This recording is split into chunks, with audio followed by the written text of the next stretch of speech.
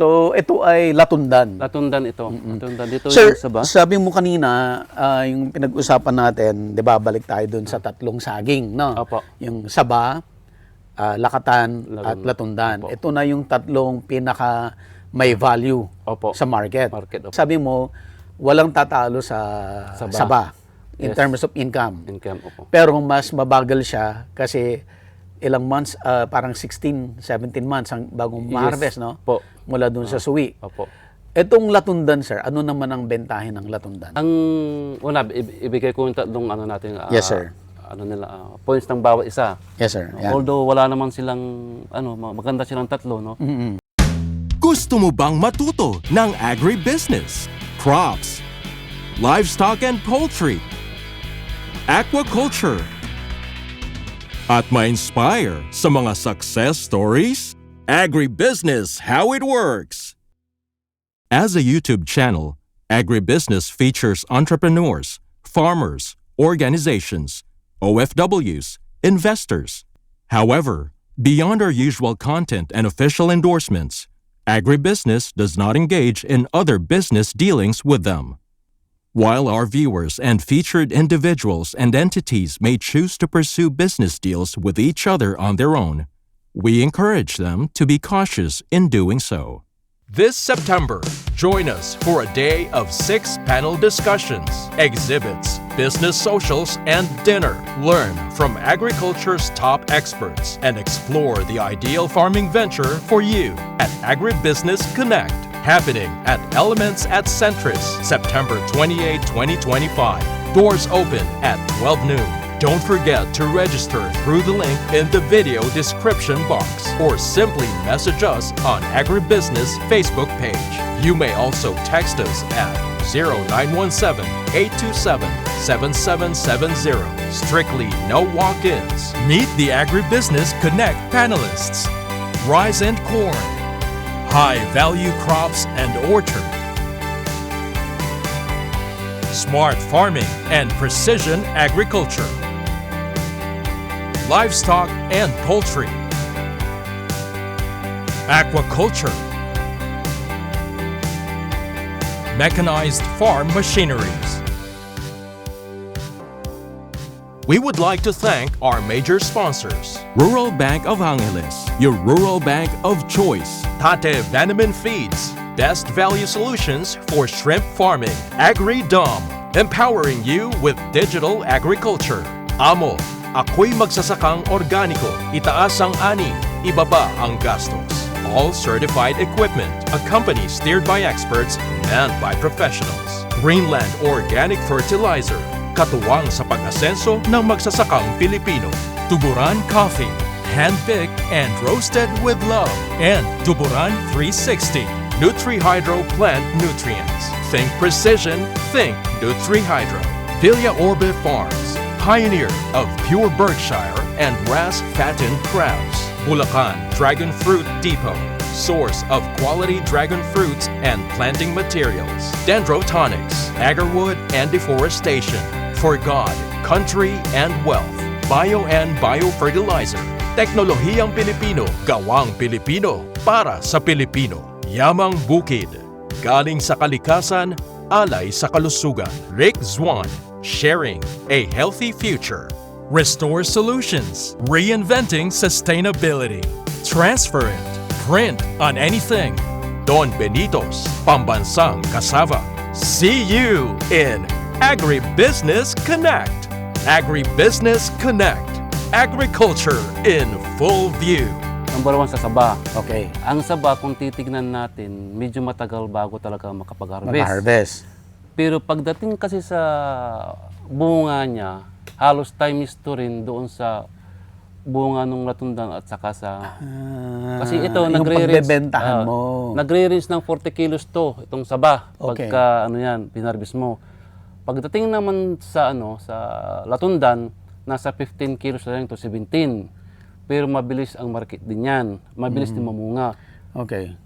Mataas ang value ni lakatan, pero nasa 15 to 20 rin lang kilos yan ang average niyan. Ang hindi lang maganda kay lakatan, magastos. Magastos yung Magastos. management, Maintenance, oo. maintenance ng farm. Maintenance, oo. Pero mataas din yung Mataas din per ang kilo. per kilo niya. Pero yung kung susumahin mo na doon sa dami ng binunga, panalo pa rin si Panalo si Saba. Saba pa rin. Unang-una si Saba, talo ko lang sa unang bunga kasi ano yan 12 to 14 months nga. Okay. Pero pag yung suhi niya, nandyan na yan, Mm. nakikipagsabayan na sa bunga yan sa latundan sa kasaba. Kaya lamang na siya, dahil lamang na sa timbang, lamang pa rin sa suhi kasi hindi ka nagbabawas ng suhi yan. Hindi mo kailangan bawasan. Hindi mo kailangan bawasan yan. Okay. Kasi yan yung type of variety ng saging nga na hindi masilan. Oo. Alagaan mo lang na tanggalin yung mga saha niya. Yung saha lang talaga. Tinan nyo, medyo kahit pa paano, nasa 90% tayo ng Oo. pagdi-leafing. Ito yun, no? Saba po ito, no? Ay, Ito, saba ito. saba ito, ito. Ito. Ano doon ang karamihan ng saba talaga. Ito kasi yung mga iba Ito, dito. pagkaramihan dito, lakatan. Lakatan, Ay, opo. latundan. Latundan, oh. Ang bentahin naman ng latundan, sir? Ang kagandahan po niyan, mapabata man o matanda, yun ang laging hinahanap sa market. Ang latundan. Ang latundan. Kasi parang bukod sa mangga, yan yung ginagawa nilang panghimagas kagad ng Mabilis yan sa dito sa amin sa Pangasinan. Mabilis ang Latundan. latundan. Pero sa Manila, parang lakatan, ano? Lakatan doon. Nasanay sila sa lakatan doon. Ang Maynila. May nilalasanay sila. Pero dito, mas mabilis ko yung latundan dito ni Binta kaysa sa Saba eh. Oh. Kanino ka nagbebenta, sir? Sa palengke lang dito. Palengke na? Palengke na. So yung mga may pwesto sa palengke, direkta ka na doon? Pumupunta sila dito. Sila pupunta rito? Sila mag-harvest, ikaw? Ako mag-harvest, titimbayin ko lang dyan. Tapos kuha lahat yun, yung isang buong buwig. Oo, minsan customer ko kumukuha ng 500 kilos, 300. Ano na yun? Per buwig na yun. Wala nang pili-pili yun. Wala pong pinipili yun. Wala pong pinipili yun. Take all. Take all yun, oo. Yun ang Hindi mo na kagandahan. kailangan dalhin sa trading post. Hindi na, no? Sila na. Hindi na po, tayo tawag nito. Marami na tayong tawag nito ng mga tindera nakakilala na tindera. Na ano mo na lahat. Oo. Pero win-workout mo yun nung una rin. Siyempre, wala kang market nung una. Opo. Ano yun, nag-try ako nagbenta mismo sa palengke nun. Kumuha ako ng maliit na pwesto doon. Oo. Tinignan ko kung paano yung strategy yung pagbibenta ng ganitong variety. Pinag-aaralan mo rin yan, hindi yung basta-basta. Kasi nung... Hanggang naging kaibigan mo sila, siguro. Nung during pandemic nga, hindi ko akalain na pira to. Nagtanim lang ako dahil for consumption. So, Kaya lang, nung tunilada na, hindi naman kakayanin ng yun.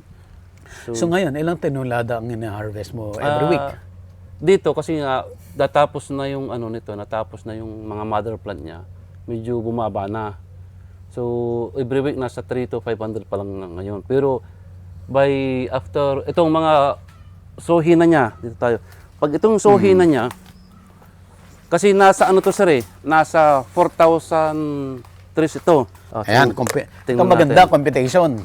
Tingnan natin. Kung doon sa 4,000 na puno, tapos na tayo doon sabihin natin tapos na yung mother plant. Mother plant, yung una-una. Sa follower na tayo. Kung sa saba natin, tingin tayo ng saba dito para makita natin yung marami pa rin harvest, marami ng magulang. Ayan. Ate Jing, makinig kang mabuti. Jing Balda, makinig kang mabuti, ha? Computation na to ng saba. Dito tayo, dito tayo sa saba. Ito rin, mapapansin sa meron din ako intercropping ng papaya dito. Ang dami ko rin nabintang papaya dito. Kaya papaya dito, sir? Kahit red nasa ilalim ng sagingan? Hindi, kasi nga, nakasabay nitong saging na tinanim ko. Noon? Oo. Kaya, ito, saba. Ito, saba. Yan, Asan, sir? Ito? Ito, saba. Ito. Saba yan. Saan ba to? Mga, Ito yung mother, hindi? mother plant, pa yan. Mother plant. Isa pa lang yung mother plant, pero sa latundan, sa kalakatan, tapos na sila. Oo. Yan. So, ito, sabihin natin tapos na yung mother plant na yan. Ilan ngayon yung sohi niya? 1, 2, 3, 4. Parang 4 yung magkakasunod-sunod na mamunga yan. Na mamumunga. So, kung mag-average ng 40 kilos yan, Times 4. times 4. Yan. Sama na natin yung mother plant. Para times 5 tayo, Times sir. 5 na, yan na. Kung 40 kilos yan, times 5, 200 kilos, no? 200. Isang original na puno ay kaya ng 40 kilos. 40 kilos. 40. Times? Times 5 Magkano na per- puno. 5 na puno, halimbawa, no? Although palabasin muna natin yung 40 Palabasin muna kilos. natin. Magkano yan? 30 po ang kuha sa akin. Times 30 pesos. 1, 2. 1,200 1,200 times times 5. Kung susunod na taon, after, ano na yan, di 1 to, isang puno. 1 to isang puno. Sa susunod na, after 5 months, may 4 ka na naman magiging na bunga niyan. So, Times plus 4. 4. So, ito magiging times 5 na yan. So, ibig Times sabihin, 5. meron kang 6,000 sa isang Puno. Isang original na tanim. Diba? Sa isang ano lang yan, ilan to? Ilan na itanim mo lahat dito? Almost 4,000 to. Times 4,000, Hindi, sir. almost 4,000 kasama na latundan sa kalakatan. Pero itong Kung saba lang. kung saba lang 500 lang dito ang ano. Okay. So yan yan. Pero yung 500 mo, ilan yung kinain niya na lupa? Mga ilang square dito lang meter yan, yun? nasa ano lang siguro to. Pinakamalawak na ay nasa 4,000 lang yan. 4,000 lang. Square meter. So times ano natin yan, so 6,000 no, sa 500. Yan so 3 million. Wow. 3 million yan. Rough estimate yan pero maaaring more or less yan. More or less. Kasi yung iba naman hindi na kukuha yung 40 kilos yun, Okay, nasa 30 3 lang. million pesos ang potential nakikitain mo sa Saba na may lawak na 4,000 square meter sa loob ng 2 taon. Opo. Base dun sa, kasi actual na ano ko to, na experience ko to eh. Wow, laki ng kita sa Saba.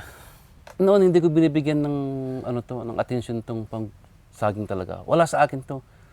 Hanggang sa nung nakita ko to, sinare ko naman din sa mga kakilala natin na sabi ko, subukan yung magpalit ng crops. Kasi kayo noon, panay mais, palay, subukan nyo to kasi ito. Hindi ko pinagdadamo yung naging experience ko na sabihin natin medyo nagpaangat ng konti ng buhay ko. So, hindi naman tayo madamot dun sa may mga ibang tao kasi na ayaw nilang isirin dahil siyempre may kompetensya na mamaya. Sa akin naman is, mas gugustuhin ko pang hindi lang ako yung umangat. Ang yumaman. Oo. So, yun yung policy ko sa buhay. Hindi naman ako mayaman. Mabuhay ko lang yung pamilya ko, makapagpaaral ako. Pwede na sa akin yun. Ayan. Sir, kung ang Saba ay nasa 4 million, 3. kung ang Saba ay 3 million in 2 years, sa 4,000 square meter, estimate lang, para mabilis lang tayo, magkano naman ang ilang milyon ang Lakatan, ilang milyon ang Latundan? Hindi sila, pagdating sa square meter sa Kapuno, baka Magkaiba. si Saba nasa 60%, si Latundan 20 rin si Lakatan. Okay. So, ganun yung ratio. Pero so, sa kita, bibigyan ka ng 60% ng Saba. Saba, 20% ang Latundan, 20% ang Lakatan. Same square meter In same square Same meter. square meter Sa loob ng 2 years. Sa 2 years, Wow. Kasi ma-maintenance talaga si Lakatan. Although mataas ang price value niya, pero mataas ang maintenance niya. Mataas ang maintenance. Si Latundan naman, less maintenance siya pero yung weight niya nasa Mababa. 15 kilos lang yan ang bawat ano. Si Saba, kaya yan Lamang na lamang. lamang na lamang. Kasi bukod sa hindi alagain, mataas ang timbang, mahal siya mabenta. Kasi mabili ang Saba dahil pwedeng nilaga, turon, kamote, banana Q. Ang daming ano yan. Ang daming mga halo-halo, mga ingredients. Napakadami pwedeng panggamitan. Saka na-export na rin ng Saba. Na-export na rin. Yung mga nagpa-process, ginagawa na lang chips. Saba pa lang po yan hindi pa natin pinag-uusapan ang mangga, sir. Yung nagpayaman talaga sa'yo. Ang mangga talagang kaakibat ko simula nung bata pa ako, teenager pa lang ako noon. Yan talaga. Ano yun? Sentimental yan, sir, sa'yo. Nung time na yun, kasi uso pa yung alam mo yung pinakamali na size ng mangga, yung tinatawag na biyoko. Yung maliliit. Yung biyoko ang tawag nila doon. Yung parang moon shape, liter siya. Haba. Yun ang pinakamataas ang presyo noon. Mahal yan, di ba, sir? Kung ang regular price ng yung large size na mangga is 100 yun, nasa 150. Bakit kaya mas mahal yun, sir? Parang wala kasing buto yun eh. Pero ang tumatangkilik lang yung mga Chinese. Chinese lang. Kasi yung pagka nahinog parang yun. paswerte nila. Hindi. Pinakamatamis kasi yun. Yung matamis yun. Kasi ang mali na mangga, yun yung unang-unang nagiging magulang. Tapos wala pang buto yun. Oo. So, ang base sa mga kwento ng mga Chinese kasi, pag kinakain yun, parang pag hinog, diba, lalamas-lamasin yun, parang istruan lang. Nagiging, ano na, Parang juice na nila. natural na juice yun. Yung ganun yun. Kasi walang buto eh. Kumbaga, kung ano yung nakita mo na figure ng mangga, yun na yung Yun na yun. makakain mo. Kain na lahat yan. Maliban siyempre yung gitna niya, meron pa rin. Meron yun, yung... Pero ano, manipis na manipis lang yan. yun. As in, walang buto. Yung Walang nasa laman. gitna lang na ano. Parang, ano lang yun eh. Napakanipis yun eh. Parang gasa lang yun na. Pero paano ba nagkakaroon ng ganun, sir? Sa isang punong matured tree, ilang percent ang bubunga ng maliliit kumpara doon sa normal size? Depende po yun, sir.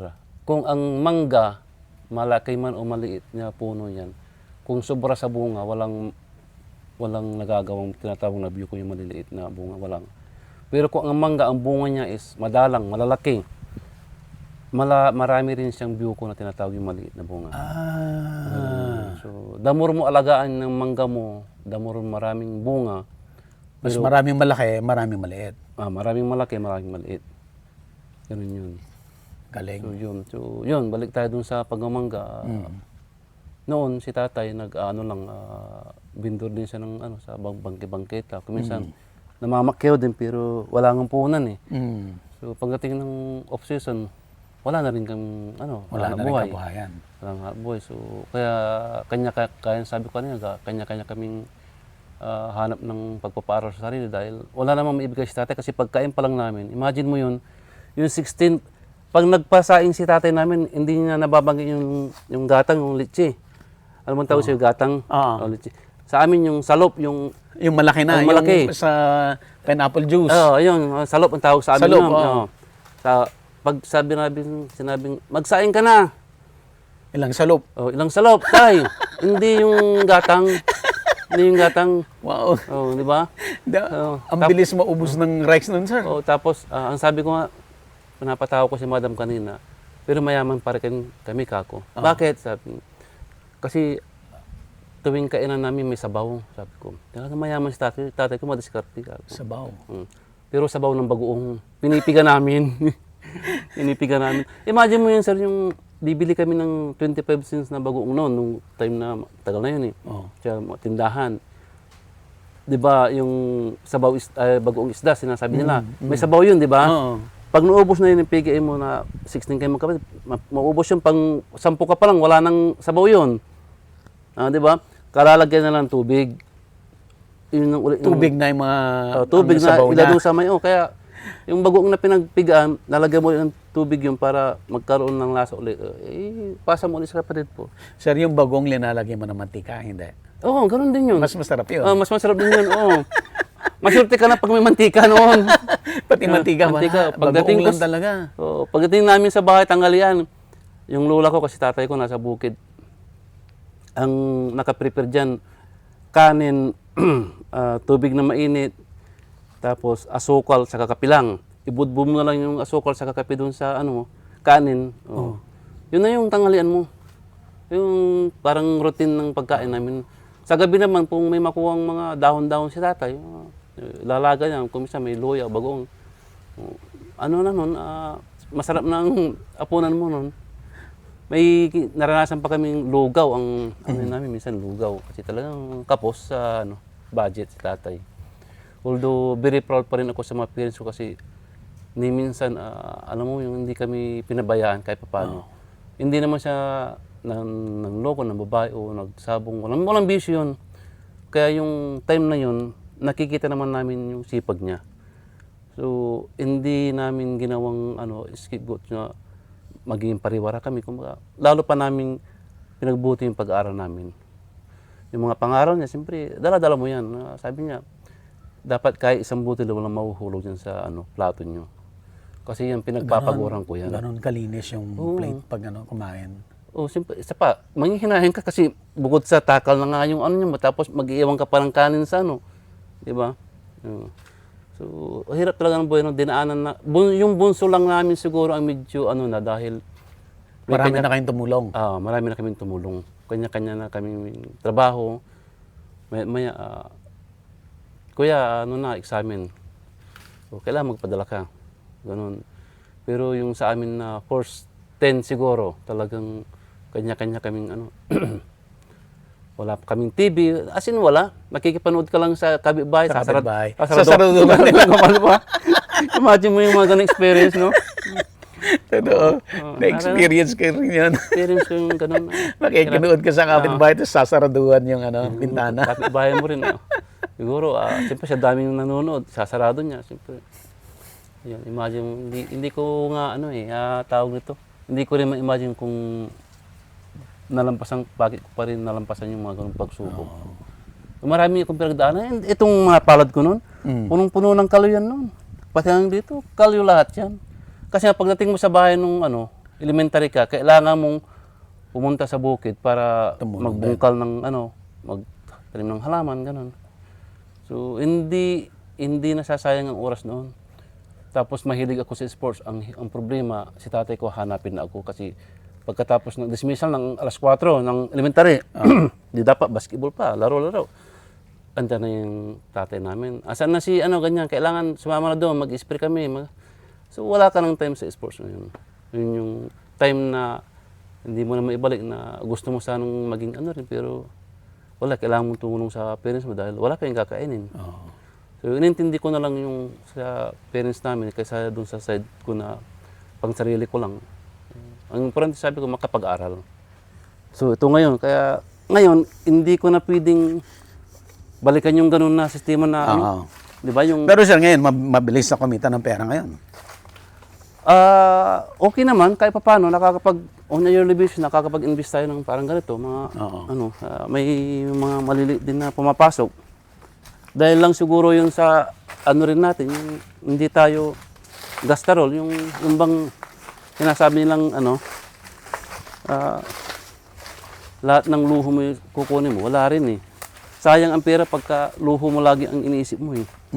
Di ba? Kung yung every Friday night, yung Sabado night, sinasabi nila na sumasali ka sa mga gimmick. Malaking pera yun. Sir, anong planting distance mo?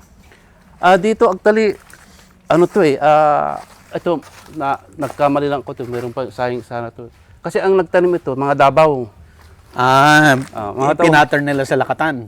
Oo, ang mga Davao kasi ang tauhan ko na nandito na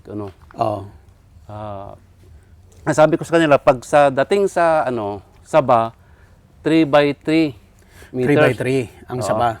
Pagdating sa Latundan at saka sa Lakatan, dapat 2x2 o kaya 2x2, 2 by 1, hindi, 1.5 lang kasi lang siya, high density ang gusto kong gawin doon. Kasi nga doon sa Lakatan is, ang mindset ko kasi noon, yung tatanggalin yung suwi, isa lang ang kaya naging high density, masikip yung ko, distansya. Pero sa Saba, dahil hindi ka nagtatanggal ng suwi, hindi ako nagtatanggal. 3x3. 3x3. So ito yung dapat, ayan So sa isang hektarya, ito Saba na to sir? Saba na to. So pag 3x3 sa isang hektarya, ilan may tatanim mo? 900 plus lang yan, siguro. 900. 900 lang. Divided, basta yan, nasa 900 yan. mga 900 na puno. Na Pero, 3x3. pero after, ngayon, mga 14 months, times 4 na yun. Times 4 na So kaagad. 4,000 na kaagad. 4,000 na kaagad yan. Wow. Ito yung naka-intercrop na mangga, nakalinya. Tingnan mo to. Ito yung purpose ko. In 5 years time na kasi, ito, mamumunga na po ito. Ito, Ito yung mga grafted na, Carabao mango natin. Carabao mango. Carabao mango yan. In 5 years may 5 bunga na. bumunga na yan. So, yun yung time na pag-goodbye naman si saging natin. So papatay mo si saging. Papatayin ko si saging. Lilipat ka. Nilipat ako kasi ito talaga yung malaki ang nito. Ito Income malaki sa mangga. kita. Maganda rin yung saging talaga, pero maganda rin ito pagka maalaga mo talaga. Diba sabi mo, in 5 years time, ang Saba, kailangan mo nang patayin. Kasi nga, mababaw na yung ugat, hindi na rin maganda yung bunga. Ngayon sir, possible ba na, let's say, halimbawa ako, nagsaba ako, pero wala akong ka-intercrop na mangga. So wala akong inihintay na iba, kundi ang mindset ko ay saging lang. Pwede ba na itong 3x3, yung gitna nun, doon ako magtanim ng bagong halaman? Dapat, doon ka dapat. Kasi ito, kumbaga, mas marami pang nutrients to dahil hindi pa nasisip lahat ng... Oh, I see. Kumbaga yung stress na yung lupa doon, dito naman, Oo. okay pa siya. So, pwedeng before ko patayin to, Dapat meron malapit kang, na mamunga to. Oo. Dapat before 1 year, magtanim ka na. Magtanim ka na. Oh, So, yung pang 4th year, tanim ka na. Magtanim ka na. Sa gitna. Huwag mo hintayin na itumba mo muna saka ka magtanim. Wala na. Kasi Sayang yung- tuloy-tuloy yan eh. Tuloy-tuloy. Oh. Pero itatanim mo yung suwi din. So, hidden yan. Pwede rin. Okay. Parang linipat mo lang. Nilipat mo lang. Oh. Galing. Madaling mabuhay ang saba. Galing. Baritayan mo lang yan, ilipat mo dito. Mamaya, may dahon na yan. Oo. Okay, sir. Nung drought season, ang lakatan ko dito, kaya medyo mahina. Talagang, kailangan talaga ng lakatan ang Tubig. tubig. Pero ang saba, Ang saba, hindi niya hindi niya hinda. inaalintana. Oo, hindi ko nakitaan ng epekto ng tag-araw yung saba. Pero yung lakatan ko dito, kaya medyo hindi maganda yung pamumunga niya dahil kinulang ng tubig. Mm. So ako naman, binigyan ko rin ng resolution niya. Nagpatayo ako ng solar water pump. Okay. Pero medyo huli na. Huli na siya. So dito, meron akong solar water pump dito. Ang nilagay ko dahil nga nakita ko na yung latundan sa lakatan kailangan talaga ng tubig. Ang saba hindi mo kailangan tinan mo yun. Handa. Tinan mo yun, sir. Oh. Sabi ko kanina sa 500 puno itong saba ko. Kung tig 1,000 hindi 500,000 yan. Mother plant pa lang yan. Di ba? Halos lahat na may bunga na. 90% na yung mother plant may bunga na. Oh. Para nakasabi na yung dyan tig 1,000 mo eh. Di ba? 500 na puno ito. Itong saba na yan. Di ba? Eh pagka namunga itong follower niya, times 3, times 4 ka na. Di ba? Ito 1, 2, 3, 4, 5. Pang-5 itong mother plant. Yan. Ito, in 2 months, i-harvest na yan. Harvest. So sana hindi madaanan ng anumang kalamidad Bagyo. para. Pero nagtutugod ka naman. Pag malakas talaga ang hangin, ang mahirap i-control itong saba kasi mabigat to eh. Ayan, yung solar Irrigation na pinatay system na, natin, sir. So, Para sa kanyang sagingan. ginawa natin yan para masupply ng tubig yung mga sagingan natin. So, 3 horsepower yan na solar water pump. 100,000 ang kontrata niyan eh. Mataas din. Kaysa yung diesel operated kasi, kung titignan mo in 3 years time, mas mataas pa yung makukonsumo sa diesel kaysa dyan eh. Pati dito sa hallway, sa Oo. kalsada. Napapansin ko lang ang mga produkto ko dito pag off-season ng mangga. Saka ako bumabalik dito sa sagingan. Sagingan. Oo, sagingan. Kaya hindi talaga full-time yung pagsusupervise ko sa saging. Ayan Ang dami pong kawayan ni sir. Pangtukod ko to. Binili mo to sir o galing sa farm? Binili ko na to kasi Binili mo. wala na Parang akong- bayog. yan Bayog ba? Hindi po. Kiling. Ay, bayog. Bayog. Saka yung totoong kawayan na sa amin. Yung tinik. Oo. Yan. Nandun ka na sa Coke. Oo. Malakas ka uminom ng Coke. Nung nasa soft drink industry na talaga ako, Coca-Cola saka sa Cosmos. Oo. Dahil sa hindi ko na iinom yung kabataan ko yan. Oo. Hindi mo ma-afford. Ko ma-afford. Sabik na sabik ako noon. So, ang iniinom ko sa Coca-Cola noon talaga, 8 to 12 bottles a day. Ang iniinom ko soft drink. Kasi nga, alam mo yung, parang gusto kong kunin yung hindi ko nainom nung bata pa ako noon. Gusto kong ma-fill-upan itong nandito na ako ngayon. Kasi libre eh. Oo. Libre. Siyempre, Yung dating hindi mo ma-afford ngayon, libre na. libre na eh. So parang sinamantala ko, alam mo ba yung hindi ko nainom nung bata ako, inumin ko lang ngayon. Parang gano'n na isip ko noon. Pero pagtanto ko rin na hindi rin pala pwede kasi tataas ang blood sugar mo. So, Tapos sir, nung nagpa-farm kayo, sabi mo, yung father mo, nagbabaon ng kape sa farm. nagbabaon ng kape yan, isang lusa, yung parang garapon lang. Oo. So, pag medyo na yun, iririhi niya, dagdagan ng tubig. Ng tubig. Hanggang sa lumabnaw, tumabang. Yung beans andon. Tapos papakulo ulit, lagyan ng dagdagan lang ng tubig. Hanggang mawawalan na ng lasa yan. Hanggang sa mawala ng lasa yun, hanggang puti na, wala nang, tinamuntik nyo na, wala na. So, Hindi titigilan hanggat hindi nawawala yung kulay. Yun lang, merinda na sa amin Yun na yung merienda. Merindahan mo na yun. Tapos, alam mo yung, pag may nakita kang saging na kahit hindi pa magulang, kahit ganyan pa lang ay, Oo. kukunin Titibayin mo na. titibayin na, ilalaga para may laman ng tiyan. Kasi minsan hindi na kami umuwi sa bahay eh. Kasi malayo yung lalakarin mo. 1 hektara rin na lupa yun na Tenant kayo. tenant ng tatay ko noon. Pero sa awa ng Diyos, nung nakapag-aral ako at nakaipon ng konti, nabili ko yung lupa na yun. Yung lupang yun Nabili ko yung lupa Sa na inyo ngayon yun. Oo, sa akin ngayon yun. Natamnan mo na yan. Natamnan ko ng mangga ngayon yun. Oo. May mangga yun. May mangga yun. Oo.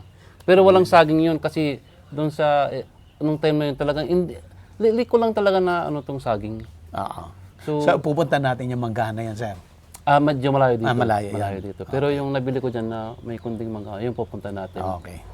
So, yun. Ang tawag nito, ang dami kong dinanas na hirap buhay talaga. Hindi ko naman sinasabing mayaman ako, pero kahit papano, nakalampas ako doon sa stage na talagang yung... Tapos na yan. Diba? So, Tapos na yan. so, ayun yung ayaw kong madanasan ng anak ko kasi... Sir, habang nagkakapera ka, mas madaling kumita ng pera. Pag, gusto mo talagang pamultiply yung pera mo, huwag mo invest sa bangko. Kailangan inegosyo mo. Kailangan inegosyo. Mo. Mag-invest ka ba sa bangko pang emergency lang? Actually, isa pa nga na sa akin, napakaswerte ko na kung tutuusin dahil alam mo yung bangko noon, pag nag-loan ka, maraming collateral. Noon. Ngayon, ang bangko natatawag sa'yo ngayon. Dahil marami ka na. Million na rin ino-offer sa akin. Nung last year, nalogi ako ng 2 million nung sinatawag namin na palusot sa mangga. August, nag-spray kasi nun, na bagyo. Diba last year may 5 consecutive na pagkakainan, sunod-sunod. Nalogi ang mangga ko dito sa Pangasinan noon. So, yung puhunan ko na 2 million, wala akong naisalba doon. Tinan mo yung ng Panginoon, nung wala na akong pang-suporta sa Sa mangga. pang pasweldo, pagkain nila, budget, tumawag sa akin si BPI. Sabi niya, Mr. Likiran, medyo maganda ang record mo, pwede na kitang bigyan ng 4 million. Sila ang tumatawag. So, yung 4 million naman yun, hindi ko naman kaya ubusin na kagad yun eh. Hindi staggered mo. Kinuha ko lang yung 2 million. Sabi na, ang tipid mo, kunin mo na lahat. Hindi ko pa rin kinuha. Kasi alam ko yung 2 million, kaya ko lang pagulungin yun. So hanggang doon lang ko. Nabayadan ko na yun, kumita pa ako. Kung wala si BPI nakaakibat sa negosyo, wala rin. So kahit pa paano, alam mo yun, yung awa ng Diyos, yung sabi natin na swerte mo talaga na kahit pa paano kung walang-wala ka na may sumasakip sa'yo, na hindi mo alam wala sa yun dahil tumawag lang sila eh. Bigla, hindi mo ina-expect. Hindi po ina-expect na nag-offer sa akin ng ilang milyon na pautang. Tapos sir, nung yung pinautang na yon, napalago mo yan? Napalago ko yun. Kasi nga, sabi ko noon, talagang may bisyo man ako na umiinom pa konti-konti lang kasi pakikisama sa mga tao. So yun. Pero hindi yung happy-go-lucky ka na mamaya nandun ka sa beer house, sa mga barkada, sabong sugal. Wala sa akin, minsan hindi ko pinasukan yun kasi alam ko na yung sugal. Manalo ko man isang beses pero 10 beses ka matatalo. Yun. So, hindi ko pinasukan yan. So, halos 100% ng oras ko nasa negosyo. Sa totoo lang, yung mga anak kong dalawa, hindi ako nakikita nun sa bahay. Kasi papasok ako sa opisina ng alas 6 ng umaga, so alas 5, alis ka na bababa ka na sa bahay. Pagdating ko sa gabi, alas 9, alas 10 na kasi pag ditira ko naman sa opisina ng alas 5, nasa farm ako, iikutin ko na yung manggahan. So malalayo yan. So pagdating ko sa bahay, tulog na yung mga anak ko. Ganun ang routine ko. Sakripisyo rin. Sakripisyo yun. Pagdating ko naman dyan, kuminsan kung maaga ako, pag garahe ko ng sakyan, palit ako ng sakyan, motor o kaya tricycle kasi nga bukid-bukid na ako. So ganun yun. Walang sayang na oras kumbaga sa ginagawa ko. Although nakikita ko naman yung improvement na kung talagang masigasig ka, talagang malugi ka man ngayon pero kung hindi ka matibay din ang sikmura mo na talagang fighter ka sa negosyo, makakabangon ka. Naranasan kong 2014, nalugi ako ng 5 million. Malaki yun, 5 million. Hindi mo kikitain sa sweldo sa isang kumpanya yun, ng isang taon. Hindi ko tinigil. Sa mangga na naman yan. Sa mangga. Madami, oversupply ako, ang dami kong mangga. Ang problema yung presyo. Mababa. Ang baba ng presyo. Wala kang hindi mo naisip yung mga processing, ganyan. Wala pa, hindi pa ako kilala noon. So, Pero ngayon, pinaplano mo yan. Hindi, nakakapagdala na ako sa mga processing. Okay. Pero yung solo mo na processing, ayaw mo. Ay, wala pa. Medyo malaking puhunan niya. So, Malaking puhunan. puhunan niya. So, local lang muna ako. Pero kahit pa paano siguro, nasa rin natin yun. Siguro soon, baka ang gobyerno naman tumutulong din pag gusto mong magpatayo ng tayo ng mga ganyang processing plant ng pwede yun. So, siguro, in 5 years siguro, baka tayo pagka maganda ang dire-diretso ng income natin. So, yung pagsisikap ko lang naman para, sa totoo lang yung anak kong kambal, yun lang, kailangan ko talagang bigyan ng paunang tawag ito, investment para mayroon silang pang-college. Kasi kung hahayaan mo na, di ba, matagal pa naman, mahirap yun yung ugaling gano'n, yung pagpapabukas mo. Mahirap yun. Paano kung nagkasakit ka? Hindi ka na makagalaw, di ba? So, gano'n ako, kaya kung may mali na pera, ayun, lupa kagad iniinis natin sa mga ganito dahil lupa, hindi naman mawawala yan. Tapos kumikita. Kumikita yan eh. Pag alam mong, Gawing productive. productive po. Kasi yung iba kasi, pag pinili, andyan lang. Tapos kukuha ng tinan. Yung tinan naman ngayon, lalaban na. Sabi niya, ako ang tinan, kailangan mayroon akong dyan. Diba, mayroon mga ganun. So, yun, siguro, sana yung mga ibang kabataan, hindi nila gawin talaga yung dahilan na mahirap ang buhay ng parents nila. Kaya sila hindi nag-aral. Diba? So, gayon dapat nilang inspirasyon yun na hindi ko na kailangan danasin pa itong dinanas ko sa field. Dapat maging matyaga ako sa pag-aaral o mag-imbis ako sa mga iba't ibang negosyo. Ganun dapat. Okay, sir. Punta na tayo. Agribusiness merch is now available on Shopee and Lazada. Agribusiness, how it works. Instruct, inspire, succeed.